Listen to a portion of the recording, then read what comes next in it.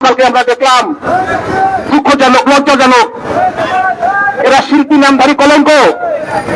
বাংলাদেশে এই ধরনের শিল্পীদেরকে আমরা আসলে দেখতে চাই না। এদেরকে খোলা জায়গায় রাখাও ঠিক না। আমি আজকে দাবি জানাবো এই সমস্ত নামধারী শিল্পীদের জেলে থাকা উচিত। এরা বাইরে থাকলে সাধারণ মানুষ জনগণ নিরাপদ নয়। এরা এ ধরনের খায় না। এরা মাদক ব্যবসায়ী, এরা সন্ত্রাসী।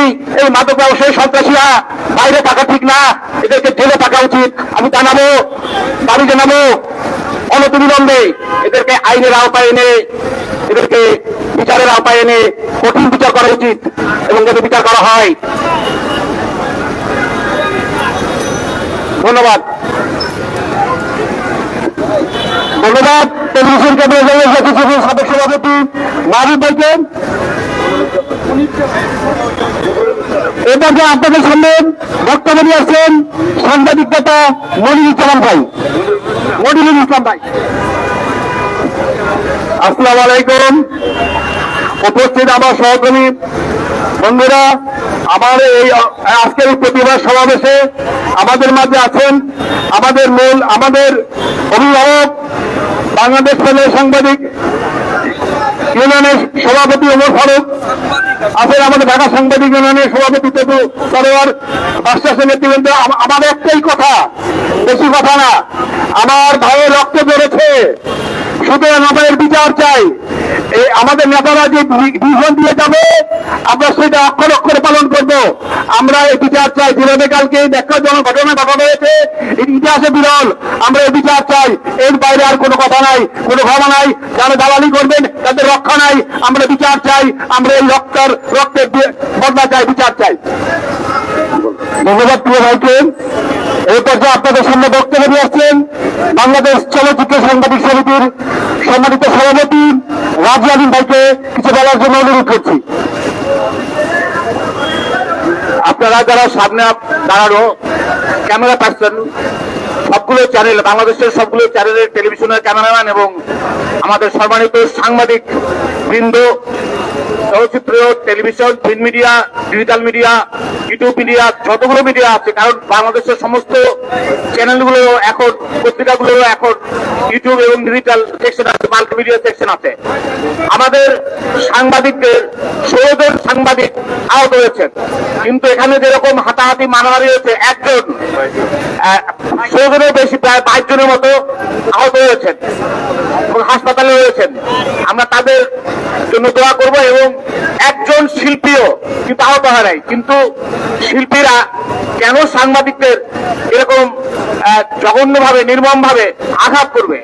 সাংবাদিকদের তো সারা জীবন মারই খেয়েলেন, মার খাচ্ছেন। আমরা কি সারা জীবন মার খাবো? আমরা প্রতিবাদ করবো। চলচ্চিত্র সাংবাদিক সমিতির সভাপতি হিসেবে আমি মনে করি যারা এখানে আছেন সাংবাদিকগণ এবং ক্যামেরা, টেলিভিশন ক্যামেরা স্টেশন যারা আছেন, তারা আমাদেরই লোক এবং তাদের রক্ত ঝরেছে। তাদের জন্য আমরা প্রতিবাদ গতকাল রাতেই জানিয়েছি। গতকাল রাতে আমরা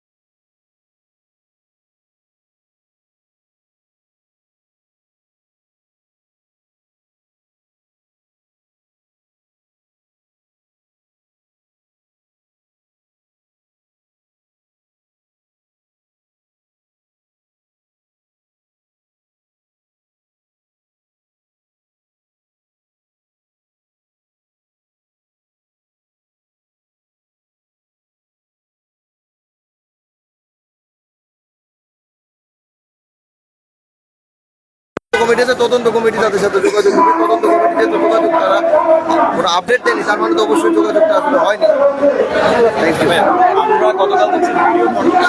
দর্শক বেশির গাড়ি বার হবে, কিন্তু এখানে এই হয়ে রয়েছে।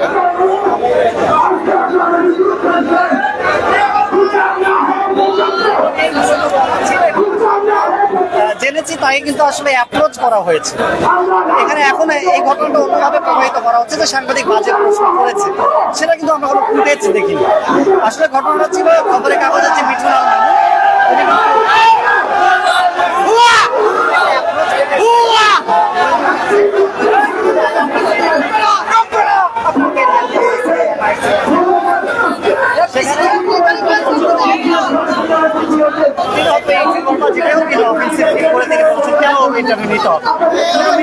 আমরা যেটা করি একটু কনভিন্স করার চেষ্টা করি।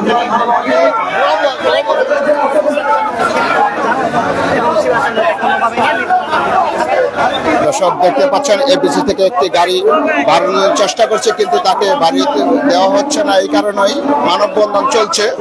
আপনাদের আমি একটু দেখাচ্ছি ঘুরিয়ে ঘুরিয়ে।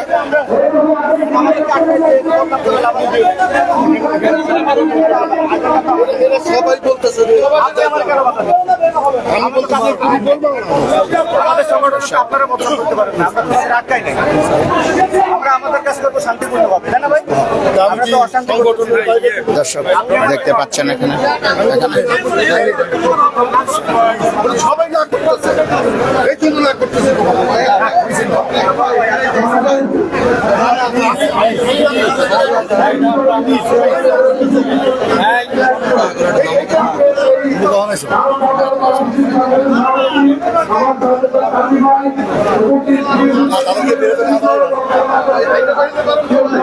তাদেরকে না তুলে দেওয়াই ভালো।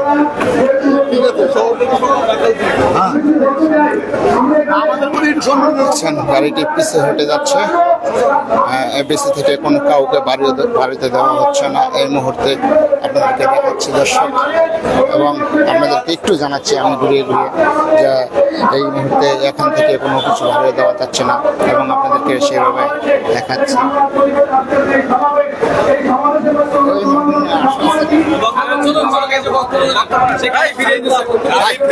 চলবে না।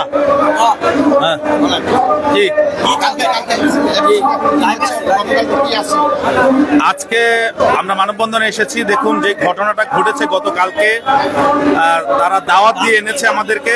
হ্যাঁ, দাওয়াত দিয়ে এনে আমাদেরকে এইভাবে নির্মমভাবে নির্যাতন, আহত এবং তারা মেরেছে আমাদেরকে এক প্রকার। হ্যাঁ, আপনারা ভিডিও ফুটেজে দেখেছেন কে কে আসলে জড়িত এই হামলার সঙ্গে। এই হামলার তীব্র নিন্দা ও প্রতিবাদ জানাই। একই সাথে 5 দফা দাবি আমরা দিয়েছি, 6 দফা দাবি আমরা দিয়েছি। এই 6টি দফা আসলে আমাদের কার্যকর।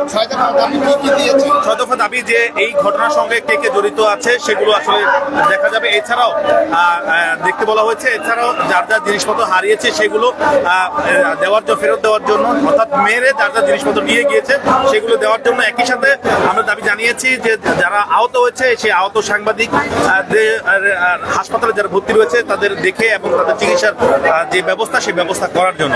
আমরা জানিয়ে রাখতে চাই এখানে সারা দেশের বলা চলে রাজধানীতে যে গণমাধ্যম কর্মীরা যারা কাজ করে সবাই এখন একত্রিত হয়েছে এবং এই দাবির বিষয়ে আমরা কথা বলেছি।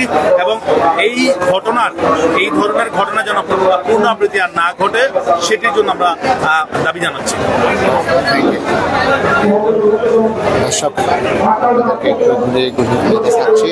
দেখতে পাচ্ছেন সকল সাংবাদিকরা এখানে এক হয়েছে এবং সকলকে দেখতে পাচ্ছেন দর্শক।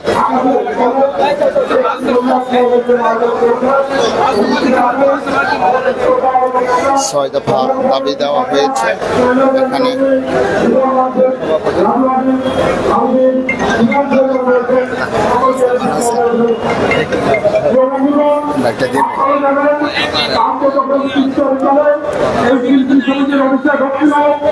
যখন সংবাদ বেরিয়ে আসছিলেন, রাতের আধার যখন উপযোগী দিচ্ছিল, ঠিক সেই মুহূর্তে আমরা দেখলাম সাংবাদিক নিধনের নামে ঝাঁপিয়ে পড়ল বেশ কয়েকজন শিল্পী নামদারি ব্যক্তি।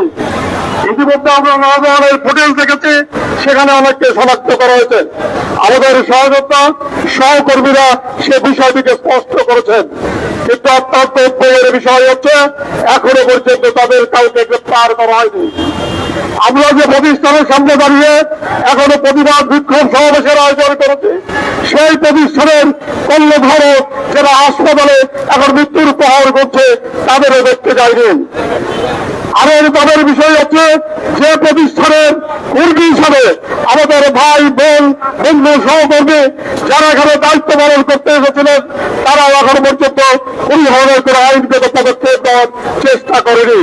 আমি তাদের দৃষ্টি আকর্ষণ করতে চাই যে আমরা কাজ করি কোন প্রতিষ্ঠানের পক্ষ থেকে, আমাদের নিরাপত্তা, আমাদের মর্যাদা, আমাদের বেতন, আমাদের অধিকার সুরক্ষায় যে প্রাতিষ্ঠানিক দায়িত্ব রয়েছে, সেই দায়িত্ব পালনে মালিক কর্তৃপক্ষকে বলবো আপনারা অবশ্যই এগিয়ে আসবেন। একই সাথে আমরা বলবো যাদেরকে শনাক্ত করা হয়েছে ফুটেজ থেকে, সেই সব কাল্পিক শিল্পী নামধারী যারা রয়েছেন তাদেরকে অবিলম্বে শিল্প সমিতি থেকে বহিষ্কার করতে হবে। একই সাথে তারা যে ফৌজদারি অপরাধ করেছে 22 জন সাংবাদিকের উপরে যারা ঝাঁপিয়ে পড়ে হত্যা এবং নিধনযজ্ঞে মেতেছিলেন, তাদেরকে শনাক্ত করে ফৌজদারি আইনে তাদের সর্বোচ্চ শাস্তি নিশ্চিত করতে হবে।